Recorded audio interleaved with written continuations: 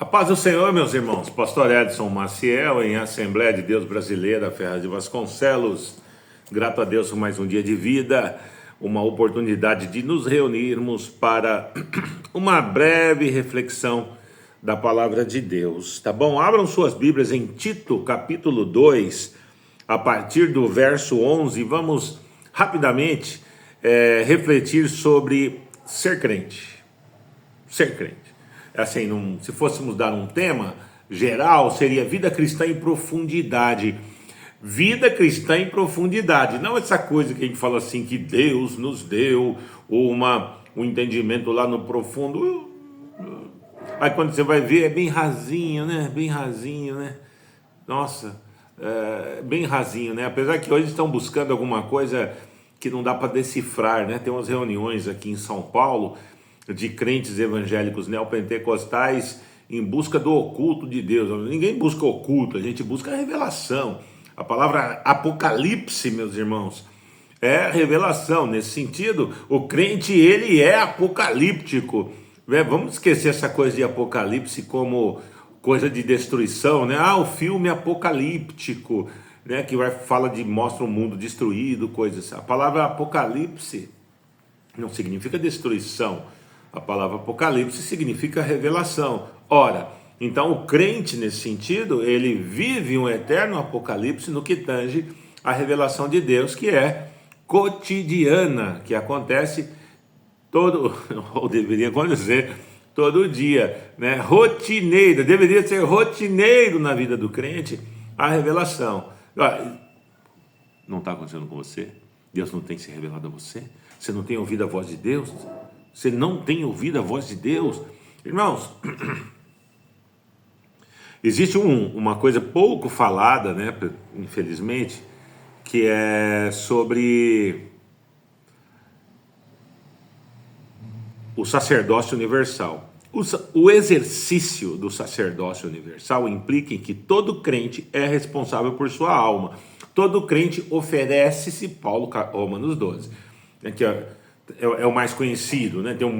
Tem centenas de versículos sobre isso, mas esse é o mais conhecido e talvez um dos mais diretos, que diz assim: rogo-vos pela misericórdia de Deus que oferecei vossos corpos em sacrifício vivo, santo e agradável a Deus, para que experimenteis qual é a boa, sabe assim? Para que experimenteis, e não vos conformeis com esse século, mas renovai-vos pela renovação do vosso entendimento. Ou seja, quanto mais você se entrega a Deus, porque você é responsável por sua alma.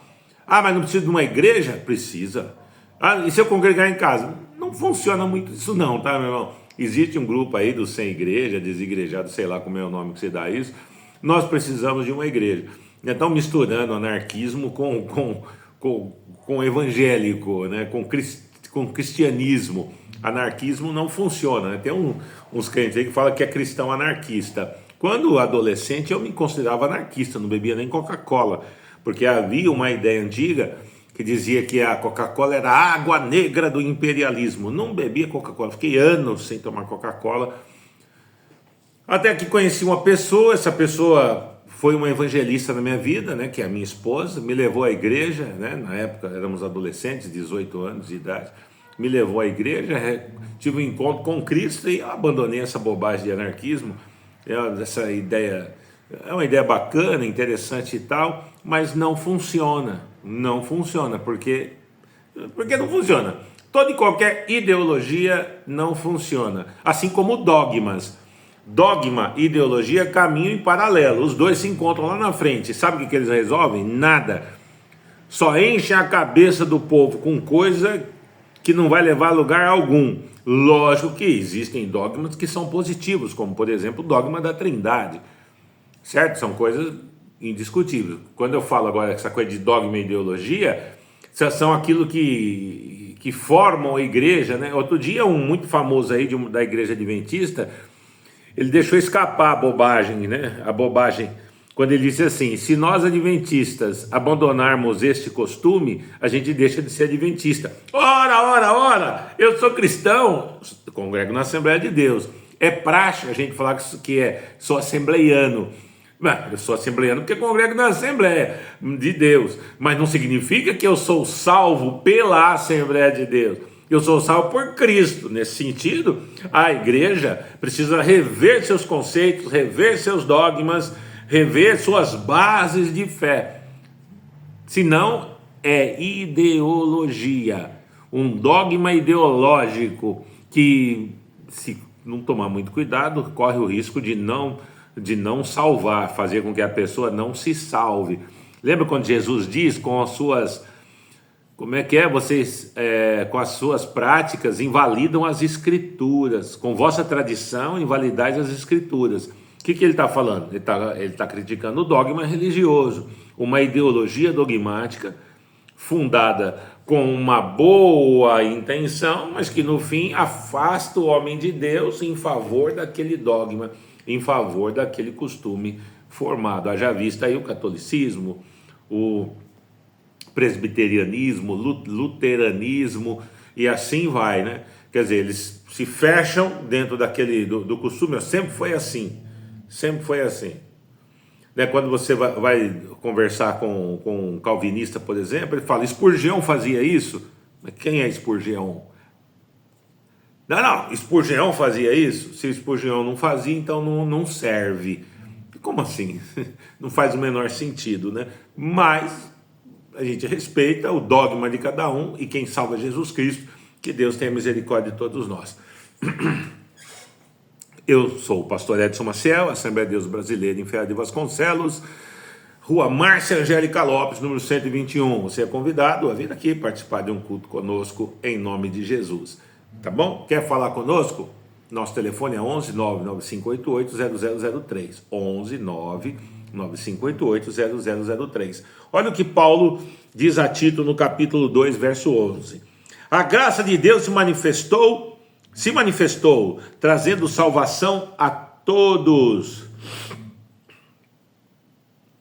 Ela nos educa para que, renegadas as impiedades e as paixões mundanas, vivamos neste mundo de forma sensata, justa e piedosa. Grifem aí, sensata, justa e piedosa.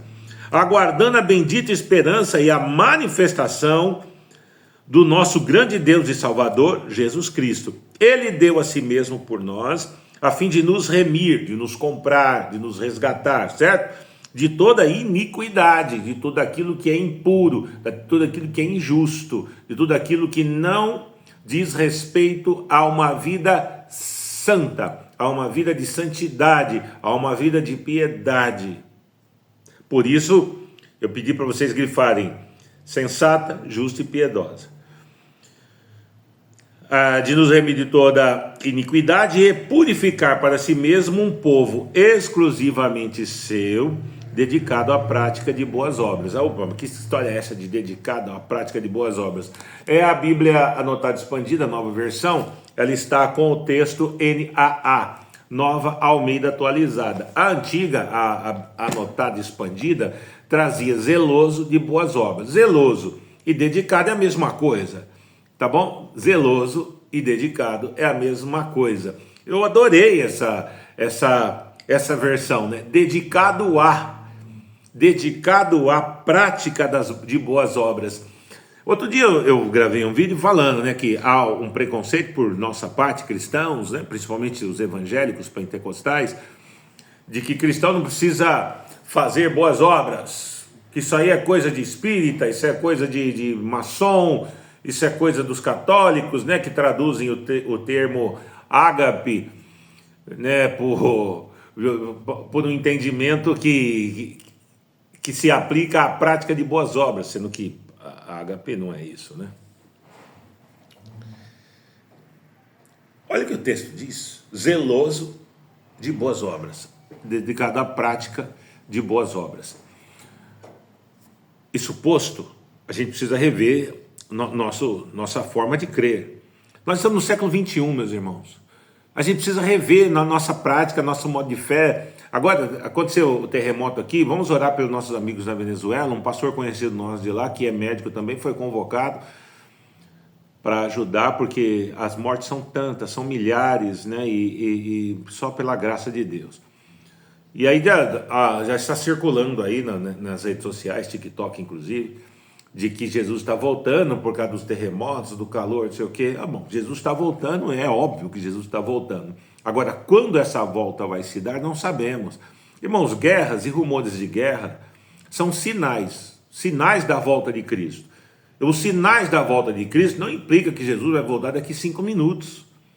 Para que Jesus volte, é necessário que o evangelho seja pregado em toda a terra, como está escrito nos evangelhos. É Jesus quem diz isso lá em Mateus. Quando um seu discípulo fala, quando vai acontecer, ele diz assim, é necessário que o evangelho seja pregado em toda a terra. Aí se dará o fim. Fim ali não é fim, acabou, zerou. É o fim de um momento e o início de outro. O arrebatamento da igreja e o início do governo do anticristo. Quando isso vai se dar? Não sei, meus irmãos. Eu não faço a menor ideia. Sabe por que eu não sei? Porque é necessário que o evangelho seja pregado em toda a terra. E hoje no Brasil existe mais de 30, 40, 50 tribos indígenas que não tem nenhum versículo pregado. E quando vai alguns missionários lá, que são em grande maioria vindo de outros lugares, ou da Europa ou dos Estados Unidos, eles entram ali dentro da Amazônia com más intenções, com a intenção de mapear para mandar dados para os seus países, para facilitar a extração de minérios, entre outras coisas. Tanto que no tempo do presidente que está preso, inelegível, grupos missionários, pastores evangélicos missionários que estavam ali, não queriam deixar os índios tomarem a vacina contra a Covid, alegando que tinha um chip do anticristo. Pode uma besteira dessa? Como é que é possível uma baboseira dessa? Como é possível uma loucura dessa, uma insanidade dessa? Deus existe e um dia há de cobrar de mim, dos meus erros, das minhas falhas. Agora, comparado a isso, isso é grave, meus irmãos, isso é gravíssimo. Olha, isso só no Brasil. E se pensar os centros missionários, de formação de missionários, eles trabalham, acredito eu que ainda trabalham, com a ideia da janela 1040, latitude e longitude, que são os países muçulmanos e animistas. Então, mais da metade da humanidade não sequer foi evangelizada. Ah, mas tem a internet. Bom, graças a Deus temos a internet. Mas só a internet não funciona. O corpo a corpo, o cara a cara, ainda é o meio mais válido, mais prático e de maior resultado. E o que significa pregar o evangelho? É pregar de forma racional, tá certo? É pregar de forma racional, inteligível, que a pessoa que está ouvindo entenda, como Paulo no Areópago. Paulo fala do nascimento, vida, morte e ressurreição de Jesus. Ele fala de Deus, o Criador dos céus e da terra, de tudo que há. A pregação é isso. E quem está ouvindo precisa apreender isso. Ele apreendendo isso é sinal de conversão. Então é necessário que o evangelho seja pregado nos moldes do discurso de Paulo no Areópago. Não é falar meia dúzia de palavras em línguas estranhas, que é válido, certo? Sou pentecostal, é válido, mas não é isso, ou não é só isso. É necessário que a pessoa entenda. Por isso está escrito que o Espírito Santo convence, não está escrito que ele comove, está escrito que ele convence o homem da justiça, do pecado e do juízo. A pessoa precisa se convencer, se converter. Ah, então se tem que converter todo mundo? Não é isso que eu estou dizendo. O que eu estou dizendo é que o Espírito precisa trabalhar na mente da pessoa e convencê-la. E ela negando também é um tipo de aceitação. Aceitação da negação. Tá certo? Deus abençoe a todos nós. E fiquemos com essa palavra. A graça de Deus nos se manifestou, trazendo salvação a todos aqueles que crerem e renegam. A palavra educa aqui, vale um parênteses, é a palavra paideia. Paideia é um sistema educacional. Existe um livro muito famoso, Paideia, Formação do Homem Grego. Eu esqueci o nome do autor agora, um livro muito famoso. E esse mesmo escreveu um outro livro, Paideia, Formação do Cristão, uma coisa assim. Paideia é o sistema educacional. O sistema educacional não deve ser ideológico. Um sistema educacional não pode e não deve ser pura e simplesmente dogmático. O sistema educacional cristão, ele tem que ser formativo. Ele não pode ser como é que eu vou dizer assim, impositivo. Ele é formativo, ou seja, a pessoa tem que entender quem foi Jesus, as profecias a respeito de Jesus, as promessas a respeito de Jesus, profecias do Antigo Testamento, profecias do Novo Testamento, as que já cumpriram, as que ainda estão por cumprir. Então, a graça de Deus se manifesta salvadora. Quando a gente se convence da justiça, do pecado e do juízo e reconhece Jesus como suficiente Salvador, nós temos a nosso favor, né, diferente daquele que, ao se convencer da justiça, do pecado e do juízo, nega a Cristo. Nós temos a nosso favor, diferente desse, somos inseridos, que é a inserção na eternidade de Deus, como Pedro escreve em uma de suas cartas, que quando a gente se converte significa que na hora que o Espírito agiu em nossa mente, nós permitimos a entrada dele em nossa vida, em nosso coração, transformando-os a nós, e aí acontece o milagre, que é o milagre do novo nascimento, né, a regeneração, e aí nós somos inseridos na eternidade de Deus. Aí nós passamos a ver o mundo no tempo de Deus. Aí o cristão é um cristão apocalíptico. Ele vive o sacerdócio universal. Por quê? Porque ele se esforça para que o seu corpo, a sua vida, seus pensamentos, suas emoções sejam de Deus. E aí ele não vive isso aqui, paixões mundanas, né? Então a graça de Deus se manifestou salvadora, trazendo salvação a todos. Ela nos educa, nos forma, nos transforma, renegando a impiedade, paixões mundanas, vivendo nesse mundo de forma sensata, justa e piedosamente, aguardando a bendita esperança e a manifestação da graça, da glória do nosso grande Deus e Salvador Jesus Cristo. Que Deus ilumine a vida de todos, em nome de Jesus. Jesus vai voltar? Vai. Jesus está próximo? Está. Mas é necessário que o Evangelho seja pregado em toda a terra, e para isso é necessário que haja conversão. Você está pronto a ser um missionário? Está pronto a ser um evangelista? Entre em contato conosco. O telefone é 11 99588 0003. 11 99588 0003. Paz a todos. Pastor Edson Maciel, Assembleia de Deus Brasileira em Ferraz de Vasconcelos, Rua Márcia Angélica Lopes, 121. Paz.